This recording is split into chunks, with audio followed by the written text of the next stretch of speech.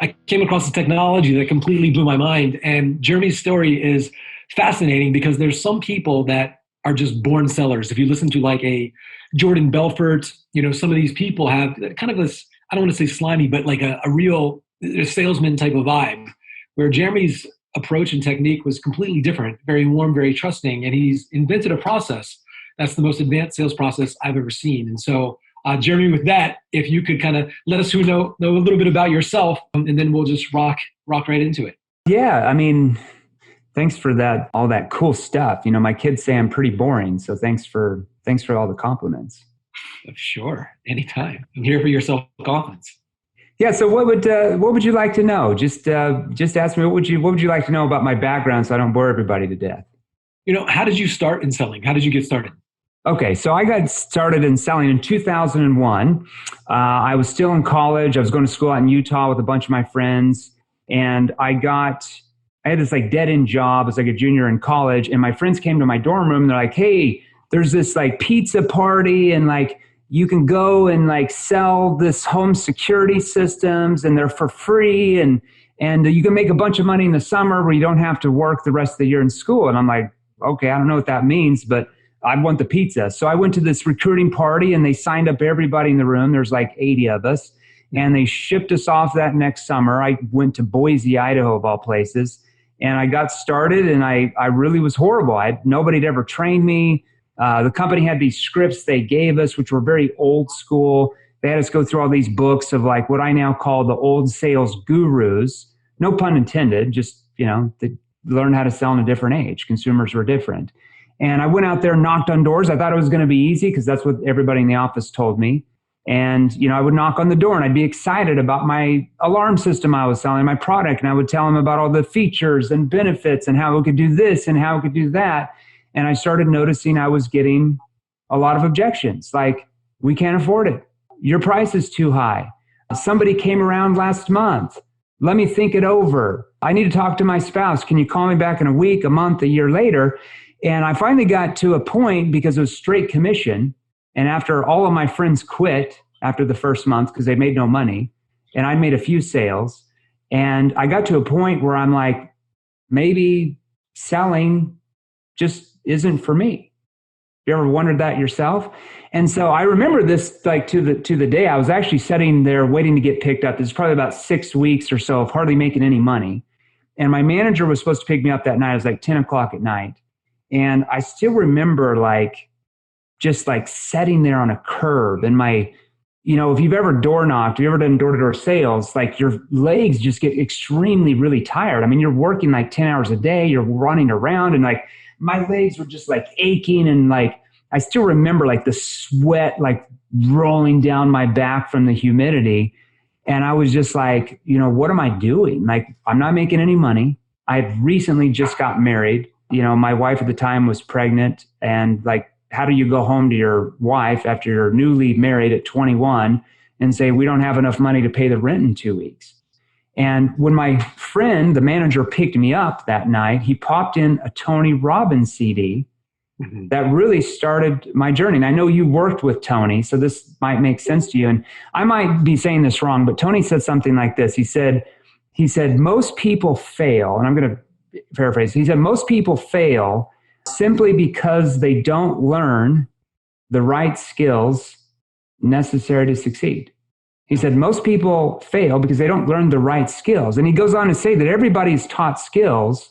Everybody's taught skills. Everybody's taught sales skills. But he said the people who fail are the ones who weren't taught the right ones. And it was like suddenly I would say like a light bulb went off in my head that maybe what the company was training me, and I remember I'm a 21-year-old kid. I wasn't the sharpest tool in the shed at that point, still not sometimes. But I was like, maybe what the company was training me, what I was learning from these gurus, maybe they just weren't the right skills. Like maybe they were just outdated, didn't work very well anymore. So I kind of took that to heart. And at the same time, I was in college, and my major was behavioral science and human psychology. I'm a behavioral scientist. Well, not really. I never graduated. I dropped out my senior year. I got bored. But I was learning from all my professors, like the most persuasive way to communicate But at the same time, the company I was still working for and these old gurus were teaching something completely different from human psychology and behavioral science. And I'm like, I'm going to take what I'm learning in behavioral science, like how do humans react? Like, how do they make decisions? Why do they make decisions? Why are they persuaded? Why are they not persuaded? Like human behavior. And I'm going to take what I'm learning and I'm going to incorporate that into sales. And that's what I did. And my first year, I went literally from like nobody knew me in the company to the next year, I was the number one salesperson in the whole industry. And that next summer, I made close to $400,000 that summer in 3 months. And I was still in college in 3 months. And so that got me to a point where I was like, okay, I found something here. But I still didn't really have it all down. Like I, possibly have it now, but I didn't have the right questions to ask. I didn't have it like in a step-by-step process. I felt like I was still winging it, even at that income level. And that led me down the path of creating the process that we'll go into in a second called N.E.P.Q over like a 12-year period. So there you go. That's my background. Yeah, no, I know you've sold many different things and you started off door to door as a lot of people do. Just to give context for everybody listening here, most of us watching high-end coaching packages, and myself or Tony and people, I obviously love Tony, love the events. People go there, they're all pumped up, mindset, and Tony's got mastery and skills of his communication, but people go there and they really get the state management piece. Yeah. They really aren't getting the linguistic piece. And he talks about it, but people get fired up and they get super passionate and excited. He says, live with passion. They knock on those doors, they answer the phone, they're super excited, and that creates resistance. We say only 2 people are excited to talk to you, your family, ideally, and salespeople. And so, well, not even your family in our day and age. Let's be real, right? If you're pitching something to your family, they're like, whoa, it's Jeremy pitching something again, right? Yeah.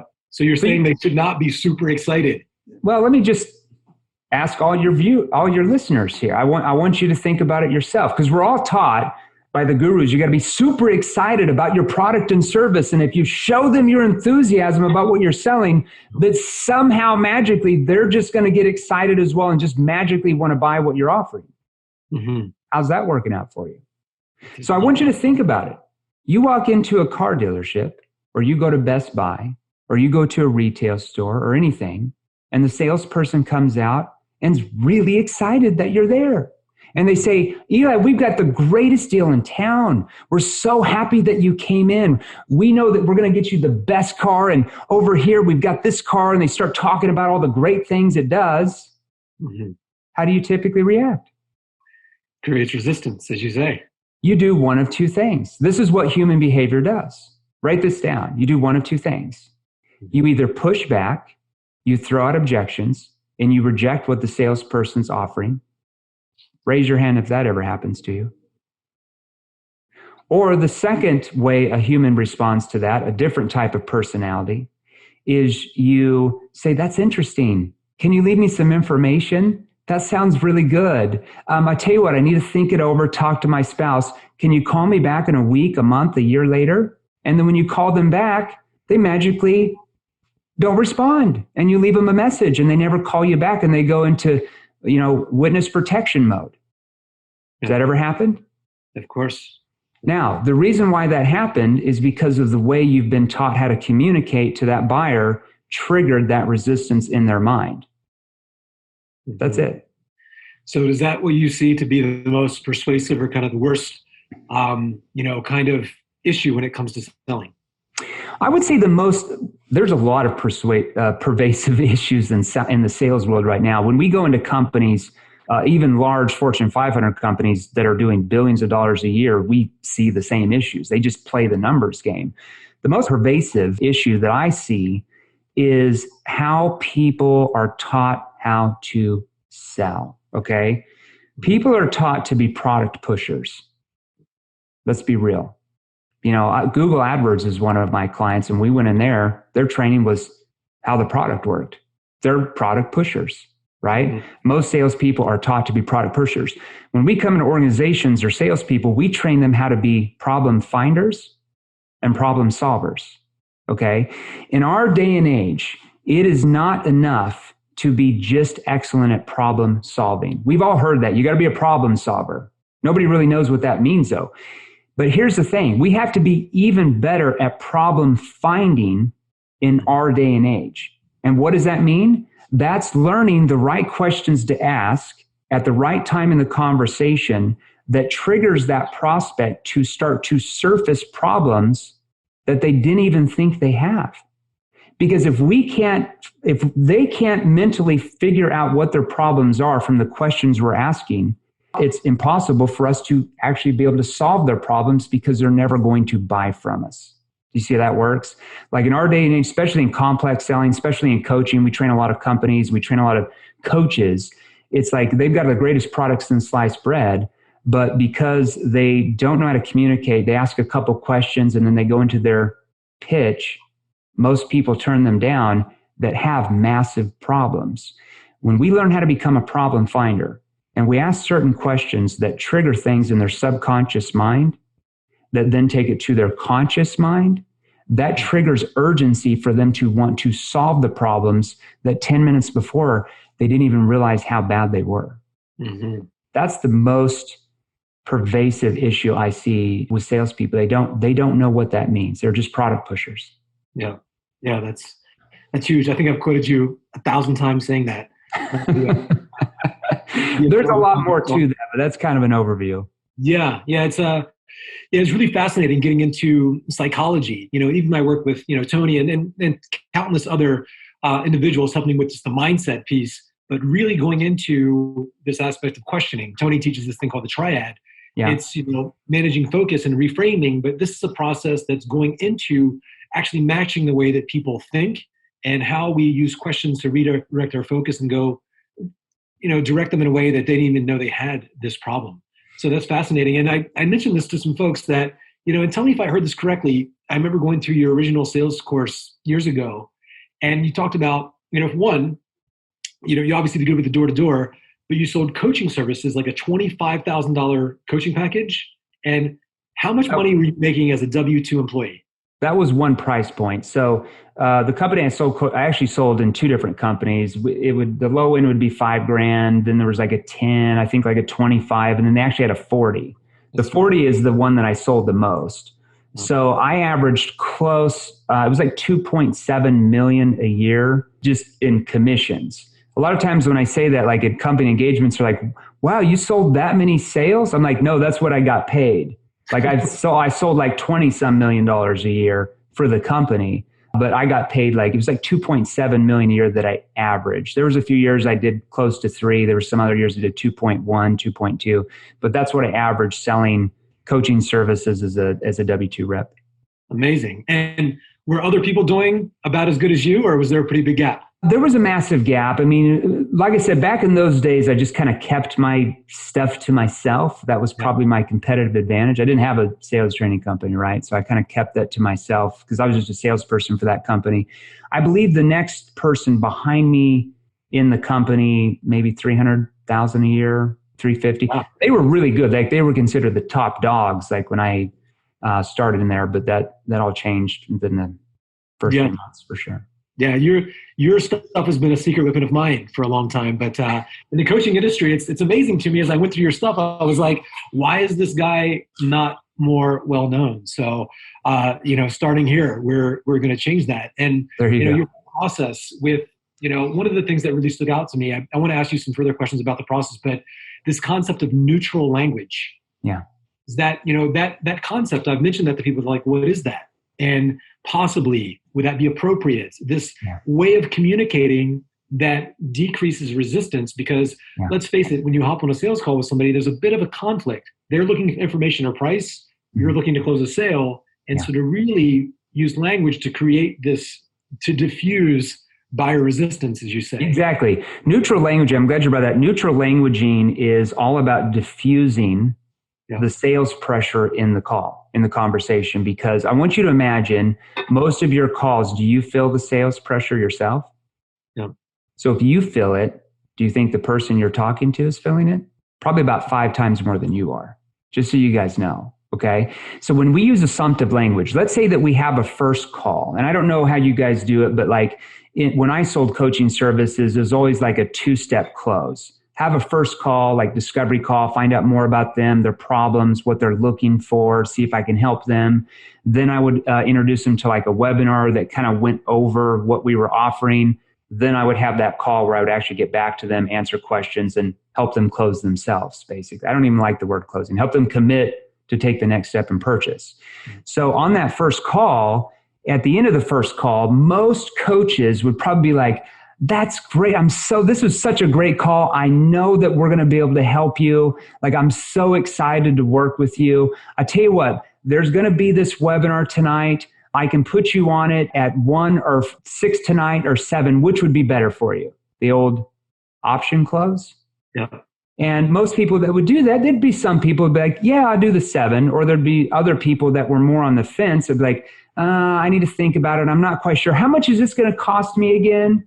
So instead of assuming that they even want to go to that next call, I just use neutral language. I might say something like this, and this has been a long time since I've been in coaching, so bear with me. It's like riding a bike here and there, though. So I might say, so John, I enjoyed the conversation with kind of some issues that you had talked to me about it.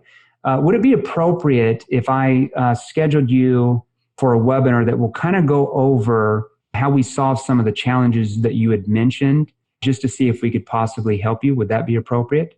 Now, do you think people are going to say, nope, that wouldn't be appropriate? They all say, yeah, that makes sense. Yeah, that's good. I'm doing that because I'm being neutral. I'm letting it into their hands.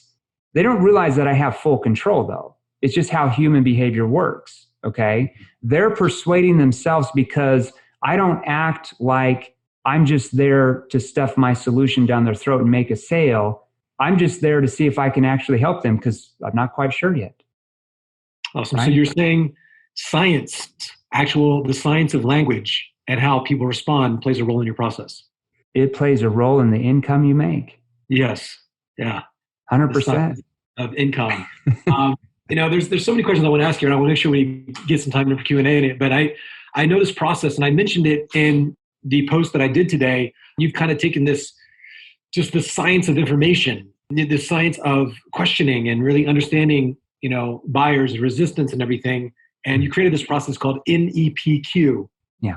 N.E.P.Q questions. So tell us, what does this stand for? Tell us about this process. Yeah, N.E.P.Q is just my geeky term. It stands for neuro-emotional persuasion questions. So neuro-emotional persuasion questions. When I was in behavioral science and human psychology, we studied a lot of neuroscience as well. And it's just certain things that trigger in the human being's brain that bring out emotions compared to what don't bring out emotions that you want. So in our sales process with the questions I've developed, and I can even show you guys a document of that if you want me to share on my screen what those are. In those questions, there are certain psychological factors that are in those questions that trigger a human being to basically persuade themselves rather than you trying to do it yourself. It's actually in this book right here. This is called the N.E.P.Q Black Book of Questions. No. You don't have it, but it's really good. But I haven't published it yet. We do this. That's a book that we give out to corporations that we train and different things that goes along with our virtual training platform. But those questions are psychologically there to get that person you're communicating with about your coaching services or whatever you sell to really persuade themselves that they want to solve their problems that you've just uncovered by your questioning ability and they've uncovered in their mind from your questions. And they want to do that with you because no salesperson, no coach has ever made them feel that way. Does that make sense? Yeah, it sure does. And I want to get my hands on that book now. See what he did there? I have some of them. I have your smaller one. It's like 57 pages. And, I've stayed up nights just, some of the newer questions you have in there too, like pre-situation questions and really getting people how to take away trust from their current vendor. How to resell your current clients. And so the people that are watching here, most of us sell some kind of coaching service, like could be marketing services, ads, doing Facebook ads. And so you see people all over social media now. Social media marketing agencies are really hot right now. People selling like dental offices, chiropractic offices, gyms, on how to do ads on social media, book calls, really understanding the market for coaches right now. What do you think? So people come to me all the time. They're posting on social media pictures in front of Bentleys or whatever it is, cars they don't own, and they've got this attraction-based marketing, and they are getting some people on the phone. They're posting in Facebook groups. They're doing all these things on social, Instagram. But why do you think most coaches and salespeople are losing sales? Because some people are coaches, actual entrepreneurs posting on social media, driving people to a call, or they're salespeople that are doing this on behalf of an influencer who they're trying to close for. Sure. What do you think is keeping them from closing? Well, let's go back to the marketing part. I was at a ClickFunnels event like a month ago. We won a couple of those 2 comma things. I didn't even know what those were until somebody told me, like, oh, you've been winning those. Okay, whatever that is. So marketing, because I was talking to a major SEO marketing guy that is like brilliant. And our strategy is that what I do in sales, he does in marketing. And that's why he's the biggest on planet Earth. He like does huge brands, Land Rover, everybody, K-Swiss. And he talks about like the last 10 years, a lot of entrepreneurs, they'll take the picture by the Bentley or the Lambo and all that stuff, like, look at me. But most people are actually turned off by that. It actually triggers something in their mind because they've seen it so many times that they actually think it's fake when you do that, just so you're aware. Most people, because they see it all the time on Instagram and everywhere, really think it's fake, whether it's fake or not. So instead of doing that, film yourself walking to a car and getting in, not even talking about your car. Film yourself while you're driving down the road. People can see what's in your car. You don't need to tell them you're in your Lambo. They just see it. That's a difference in marketing that he does compared to other marketers. So that's one thing. If you got a Lambo, that's great. If you're going to take a video, just get in it and drive around. People are going to figure it out. You don't even need to say a word. And it makes it look like, wow, this person's real. Like, because wealthy people don't just sit around and just talk about all the things they have. They just don't. It's usually people that don't have those things that sit around and talk about that. Yeah. That's just the way it goes. So as far as sales, I would say the biggest, I think you asked me, why are most sales lost? Yeah. Is that what you asked me? I actually wrote that down. I wanted to do a few notes on that. Here's the reason why I would say most sales are lost. I want you to think about this in your mind. 20 plus years ago, what was the bridge between the company and the consumer? It was, of course, the salesperson. It was you guys right on here, okay? Before the rise of social media and the internet, it was a salesperson. The company would send out the salesperson to educate the public about their products or services. As a consumer, people were used to being educated by a salesperson, okay? That's just the way it was 20, 30, 40 years ago when what I call the old sales gurus were selling back in the 70s, 80s, and 90s. That's how people reacted to salespeople, right? So the question is like, has that changed? So 20 plus years ago, that was the bridge, was a salesperson. But now in our day and age, with the power of the internet, technology, especially social media, we live in a completely different age. We just do. It's a whole different age. We call it the information age buyer. The consumer already knows all about your company. They know all about your products, your services, your coaching services. They know about your price points. They know who your competitors are. They know everything about you by simply doing a Google search, even on their phone. And because of that newfound power that they have as a consumer, they will no longer be manipulated or pressured by pushy salespeople because they know they have many choices to choose the exact product or service that you sell. Those pushy techniques from what I call the dinosaur ages of selling trigger resistance that we just talked about that make most of your clients, even if you're the best coach in the world and you've got the best product, triggers most of your prospects to run the other way. So you've got to get rid of that way of thinking. I'm getting on a coaching call and I'm going to make a sale. You've got to get that out of your mind. You're instead getting on a call to find out whether or not you can help the person in the first place, whether there's a sale to be made. Like when I got on calls, I'm looking at the person mano to mano and I'm finding out, can I actually help this person? Now, most people I could, right? But they felt that intent. It's not like I'm, well, think about it. Maybe buy from me if you want. No, not at all. You can't make as much money as I was making like that. but you're asking the right questions that get them to open up. Some of those questions you talked in that book that get the prospect to open up to want to engage with you. Have you guys ever been on coaching calls and they're just clamped down?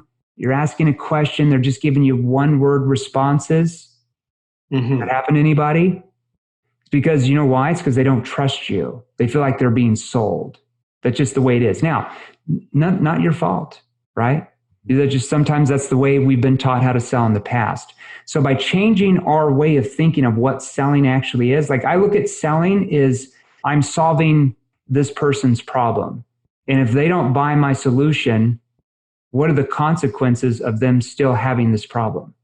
If you sell like health coaching, if they don't buy your health coaching, what are the potential consequences if they keep doing what they've been doing with their health? Well, they die early, right? So you have a lot of responsibility to learn how to communicate, especially if you're selling that type of service, because people's lives depend on you. That's the way I look at it. And I just want everybody to notice here watching, and in my sales trainings, I see there's 40 of you on here. I recognize some familiar names, but you'll notice how certain Jeremy is, how calm he is in his demeanor. And there's this trusting type of vibe where he's certain and he's assured and he flows and the words land. And there's no tension there. It's really, really nice. It's a nice cadence, as we say. Yeah. So I noticed that, you've mentioned different industries. Can I mention one more thing though, before you that? Yeah. I wrote this note down. I in my old age, I just have amnesia. That's what my wife says anyways. So here's one term that I never want anybody to ever use, because when you start thinking this way, your sales are going to tank. Never say buyers are liars. Never say that. Do you know why? Because buyers only lie to you. They're only dishonest to you because of the way you're communicating to them is triggering them to not want to open up and be open to you, be authentic to you, be real to you. Especially as a coach, if you learn the right questions to ask with what you sell, you will completely see a different prospect and how they open up to you and basically will follow any advice you ever give them. They will do anything for you. If your price point's 2, 5, 10, 15 grand, they will go out and find the funding for that, get a home equity loan, credit cards, 401ks, whatever they have to do to solve that pain that your questions opened up in their subconscious that went to their conscious mind. They have to solve that problem, and they have to do it now because of the urgency that they now feel that they never would have felt if you would have tried to pitch them. Yeah. It's massive. It's beautiful. And I remember listening to your first training course years ago where you would role play with people and they were selling, homes or network marketing services. And you would say a phrase and you say, no, not like that. And there'd be their tonality. There'd be something off and you would correct them in this role play. Whenever I do sales trainings, it doesn't matter what I teach and I open up for Q&A, people ultimately always ask about objections. Like, what do I say when they say this? And I'm thinking, well, why are they even saying that? It's because of how what you did at the beginning. Yeah. And what they're really saying is they don't trust you. Sometimes they do have the money, but they're not willing and even open to talk about possible funding sources, access to capital, and credit. And, your process for handling objections, totally different than everything that's out there because usually it's rebuttals. Well, that's the reason you need to do it.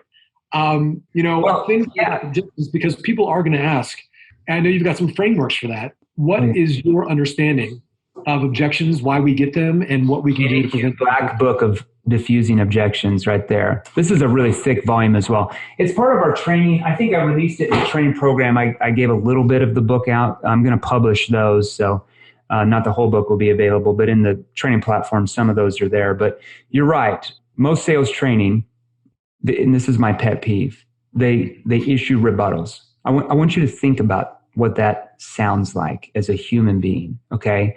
If you're on Facebook, let me just give you an example that everybody sees every day because it makes me sick.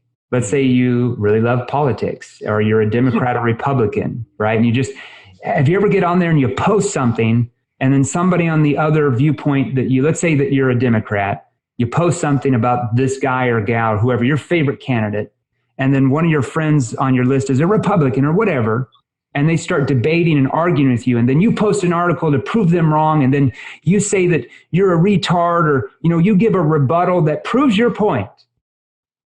How many of those people have ever said, you know what? You're right. I was wrong. I think I'm going to become a Democrat. Thank you so much for proving me wrong. No?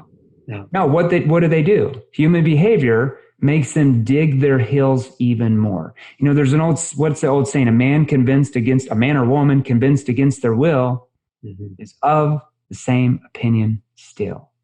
So when you do a rebuttal, that might work 1 out of 10 or 15 people. So you still use it because you think it works, right? Because you've been taught that sales is a numbers game. That's right. Like sales training just said, oh, you're not calling enough leads. You just got to hustle. It's like, use your hustle muscle, whatever that means. You got to work harder. You got to call more leads.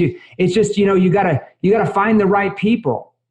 I mean, that's just an excuse to say that what they're training you doesn't really work. Yeah. Right? Because if it's all about hard work, how many of you in here work hard? Raise your hand if you work hard. When I'm at events and I ask that question to salespeople, do you know everybody in the audience? Everyone raises their hand. I'm like, interesting. So all of you work hard. You call your leads. You show up on time. You read the books. You study. You know your product in or out.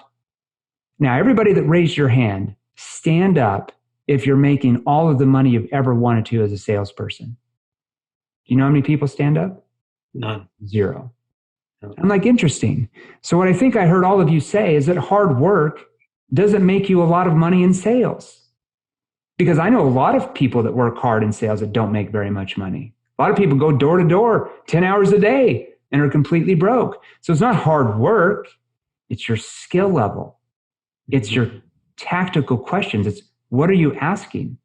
How are you asking it? What's your tonality? How are you responding when they have a concern? Are you are you giving them a rebuttal and hoping that they just, you just start talking about your features and benefits, hoping and praying that something you're going to say is going to trigger them to want to buy from you? If that's the case, you can make some money. I've even seen salespeople make, 6 figures, and that's good. If that's all you want to be, you can do that if you really work your butt off. But I'm like, dude, why would I want to work so freaking hard and so many hours when I can work half as many hours? And instead of calling 50 people to make a few sales, I can call 4 people and make a few sales. Like, why would anybody want to just work hard? It doesn't make any sense to me. Now, let's go back to, let's say you get on a call and the prospect says, well, just tell me what it's all about. Like, what's your prices? Yeah, I'd be happy to do that. There's different things that people do, but to be frank with you, John, I'm not quite sure I can even help you yet. It might be appropriate if we asked each other a few questions to find out a little bit more about you and kind of what you're doing now to see if I can even help you in the first place. For example, and then I'm going to ask a situation question. And so okay. I did that on purpose where I did that. So Jeremy was obviously flowing in a process. I interrupted him and I said, hey, well, what do they say? So it was a similar like, hey, just tell me the price. I was like, hey, what happens? And he said, well, we'll get to that in a moment. And it might be best if we just kind of follow it and I'll circle back to it. Is that okay? So he modeled his process in the process. And so energetically, he wasn't stumped. And the way that he handled my interjection, totally cool. And so he wasn't thrown off. And there wasn't resistance there. And even the way that he handled my question. Yeah. And so it doesn't matter what the question is, cost, or just tell me what you do. Sure. There's a way you diffuse it energetically. And so, I have to ask this too, because I've obviously studied a lot of NLP. And, I know a lot of people try to use NLP for sales, and I have with some success. But NLP is really, it's really about behavior change rooted in therapy. Mm-hmm. How would you say your process is different than NLP? I would say there's 10% similarities. I'm not a big fan of NLP. I think it's decent. But like when I went through like speaker training, because I'm always like, okay, what can I learn from anybody? There's a great speaker that sells from stage or whatever. What can I learn from this person? And I went and they taught like, okay, in the presentation, you need to say, buy now you've probably heard, and it's important you say buy now, because if they hear buy, that means they're going to buy at the end of the day. And I'm like, interesting. Is there any science behind that, or like any evidence? Like, because if I'm in a boardroom and I'm presenting to a group of board directors about my product or service, and I say, buy now, are they just going to buy at the very end of that? Like, I've never seen that before. So I don't know. I'm sure it's okay, but I especially selling one-on-one, I don't think there's a lot of emotional triggers that certain words you use do. I think it's more your questioning ability, because your questions draw out emotion. Questions are like peeling the layers off an onion, right? The more layers you're able to peel off that onion, the more that you find out about that person, the core of that person, but more importantly, they're finding out about themselves. And it makes people feel uncomfortable with the situation they're in. And when they become really uncomfortable, think about your easiest leads you've ever sold to. They just showed up and they really had a lot of pain and were really uncomfortable, and they just bought. Mm-hmm. That's 10% of your leads, maybe. 80% of your leads are in the middle. And your sales skills, your persuasion, your questioning ability will determine if they go over to your side of the fence or if they stay on their side of the fence. And that's the difference between making where you're at now compared to where you really want to be financially. Amazing. I know we have a ton more time, so I wanted to ask this one question about objections, but also I know that you've taken countless salespeople that were making $100,000 or sub $100,000 years to over $1 million a year, not changing their offer, not changing the product they sold, not changing companies, not changing anything, just your questioning technique. I mean, so there's obviously, you've got a process like you showed us. Is it part mindset? Like, what's actually happening in the trend? Because that's like, and I've seen the testimonials, and I've met some of the people inside of your community that have had these astronomical changes. Yeah. A lot of those think that there has to be this, maybe they lose a leg and they have this thing to fight for, their mom gets cancer. We hear these emotional stories. Yeah. What's actually happening for these people that go through your process? I'm a little bit different. I love motivational material. Like, don't get me wrong. I love Tony Robbins. I think his events are amazing. But I also know, because I hear it from companies, I hear it from salespeople that we come in and train, and they're like, man, we had a sales trainer in here last week and he got us so fired up and pumped up, and we just started hitting the phones and we didn't really know what to say. And after a day, all that motivation did what? Went away, right? So it doesn't matter, like, if you get pumped up and excited and you go out and just bust your butt off. I mean, you probably make a few more sales. Mm-hmm. What matters is what you're saying, or more importantly, not asking, that's causing your prospects to go the other way. And once you change that and you learn neutral languaging, like we train on, and you learn the right questions, which we train on, you can really sell coaching. You can sell anything you want and be the top earner in your company. If you're the business owner, your income goes to 7 figures. I've got W-2 salespeople in tons of different industries that used to make 80 grand a year, that now make 80 grand a month in commissions. They're millionaires just by changing their questions. Now, when you know those questions and you have a defined sales process where you're not winging your calls, do you think that builds confidence? 100%. No. It builds confidence. It's inner motivation. What I'm training you is, once you learn those sales skills, you will inwardly motivate yourself. You don't need an outside guy, pumping you up. That's great, but it wears off if you don't learn the skills. Let's be real, right? You guys have all probably been taught by sales trainers that you got to get thick skin. It's just rejection's a part of sales. You got to get over it. You got to get through it. But I can probably assure you that you found out the hard way that kind of wears off after you get rejected all day long, doesn't it? Yeah. Then you have to go back to the seminar, and these seminars, you're jumping up and down. It's exhausting. I know, after I learned your process and was actually doing calls, well, before, it's like the certainty, the energy, I'm pumping myself up in the chest and getting yourself pumped up in the morning. I think that's good. Go for a workout. But I found, quite honestly, I was tired. And so even when I did group presentations, I would do tie downs, these consequence questions, and, what's going to happen if, and I use neutral language, not talking about like if we were to, or if I could show you, if you were to find, Yeah. and this neutral language, which created no resistance. Yeah. And I had not a completely objectionless close, but the resistance just wasn't there, and they were leaning in. It was a much different process. But with that said, as it pertains to objections, because people still have that in their mind, they want to know a little bit, what is your process? I know I believe it's a 3-part process for diffusing these objections when somebody says something like, I can't afford it. Yeah. So it's clarifying what that means, because you don't know what that means when they say I can't afford it. That can mean something completely different to Stephanie compared to David, compared to Kat, compared to Patrick in their minds. So you have to clarify what that means.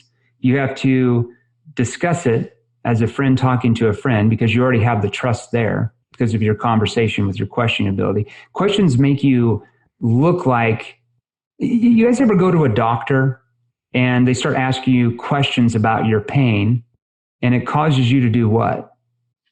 Trust the doctor. No. Right? If they just came in and wrote a subscription, if they looked at you like, oh, okay, yeah, okay, here's a prescription, take this and call me back later, you'd be like, what, huh? What? Doesn't make any sense. That's what salespeople do. They pitch their solution too early in the conversation. So, and then you discuss it, and then you ask what are called diffusing questions. So the way I might handle that is I might say, yeah, if they say, well, yeah, Jeremy, this sounds really good. I just don't know if I can afford it. How do you mean when you say you can't afford it? Well, because of this and because of that. Now that tells me what they mean. And I can say, yeah, that's not a problem. And I can appreciate that money might be an issue from what you told me a few minutes ago. I guess, how do you think you can resolve that where you can find the funding to be able to put into blank so that you can blank? You're repeating back what they want, right? Yeah. So let's say that you have, I don't know if you sell health coaching, for example, and I never sold health coaching. I'm just off the top of my head. I've trained people in that. Well, yeah, that's not a problem. Tell me, because I can appreciate that money might be an issue from what you've told me. How do you think you can go out and find the money or the funding to be able to put it into the health coaching or whatever you guys call it, so that you can, and you're going to repeat back what they said they wanted? Mm-hmm. What might that be? To lose weight, to get back to 130 pounds. So that you can lose the weight. So like you had mentioned, you can go out on the weekends and feel more confident about yourself. Okay. Now, if they come back and say, well, I really like it, but gosh, I just don't have the money. I can appreciate that. I guess, what other avenues do you have to find the funding to be able to put into this so you can actually lose the weight and change your situation? Brilliant. So I'm giving them more options. I'm discussing it. I'm not giving them a rebuttal like, oh, that's exactly why you should do it, because you're so big, you're going to die next year if you don't do it. What's that going to do? Yeah, we've got some amazing questions here.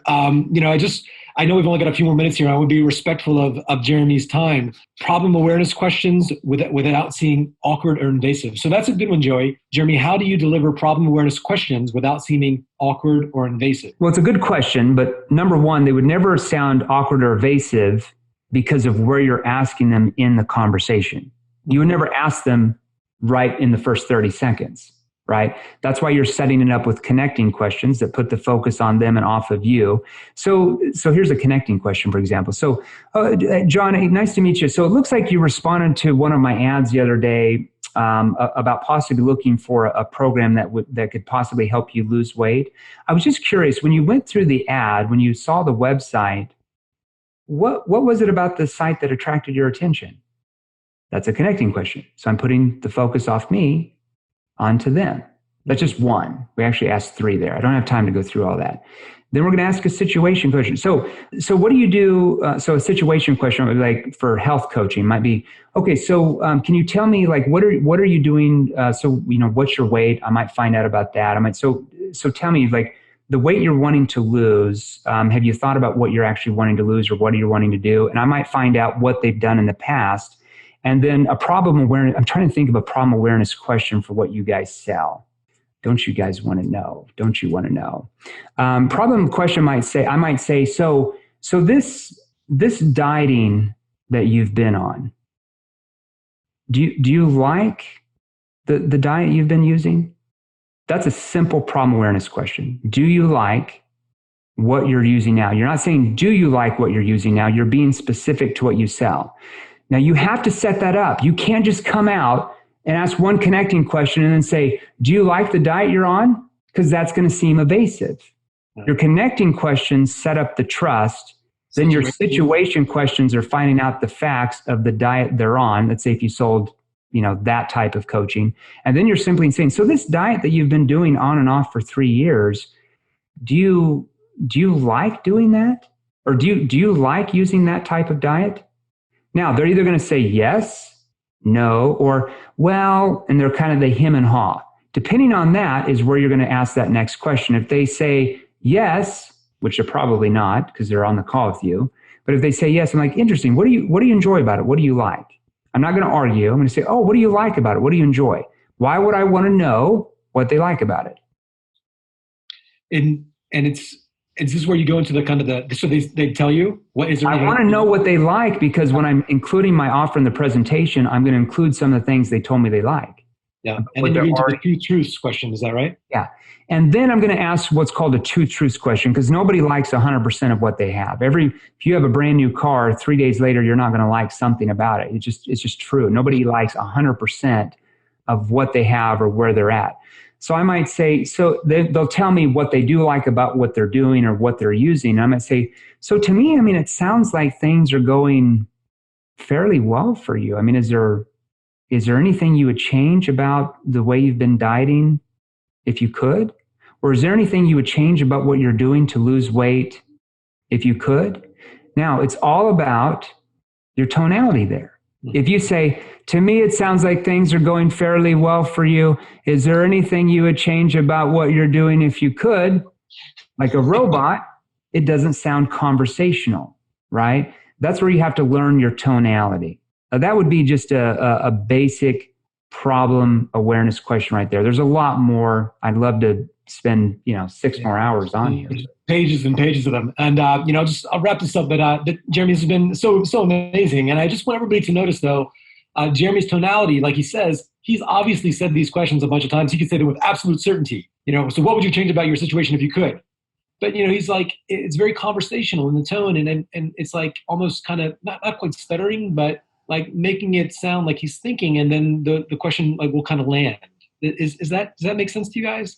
And so you can hear it, that the way that energy lands, it's going to initiate a better response and a more vulnerable, honest question. And so really getting into what Jeremy calls, and he says this, he hates the word pitching, and then there's the Socratic method, and then what he calls dialogue. And so if we ask just a bunch of questions, which is part of what he trains, that can sound like an interrogation, but really the most powerful, influential conversations come from what he calls dialogue. Yeah. So there's a back and forth response, and how you structure your responses, the tonality of your responses. We don't want to just interrogate, have a list of questions. There's a cadence to it. And it's your pausing. It's what are called verbal pauses. So you're right. If you just ask a bunch of questions, you sound like an FBI agent, like, about to arrest somebody, an interrogation.